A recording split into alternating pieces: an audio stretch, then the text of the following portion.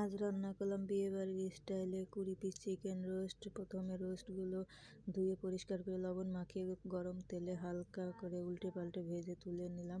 এখন একটা কড়াইতে তেল গরম করে তাতে গরম মশলা আর পেঁয়াজ হালকা ভেজে নিয়ে একটা বাটা মশলা 2 চামচ করে নিয়ে নিলাম। কাঁচামরিচ, আদা, রসুন, জিরা আর 3 চামচ পেঁয়াজ বাটাটা দিয়ে হালকা ভেজে তাতে দিয়ে দেবো বাটা মশলাগুলো। আমি এখানে রাঁধুনি রেডিমিক্স নিয়েছি, রেডিমিক্স দিয়ে রান্না করব। আর এখানে নিয়েছি টক দই 100 গ্রাম, তার সঙ্গে 2 মুঠো পেঁয়াজ বেরেস্তা মিশিয়ে নিলাম। এখন মশলাটা কষানো হয়ে গেছে, মশলার সঙ্গে দিয়ে দিলাম টক দই মেশানো পেঁয়াজ বেরেস্তা ভালো করে কষিয়ে লবণ দিয়ে দিলাম স্বাদ মতো।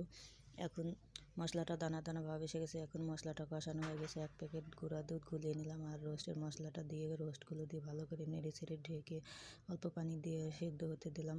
এখন ঢাকনা তুলে কাঁচামরিচ, দুধ আর চিনি আর কেওড়া জল দিয়ে নামিয়ে পেঁয়াজ বেরেস্তা দিয়ে নামিয়ে নিলে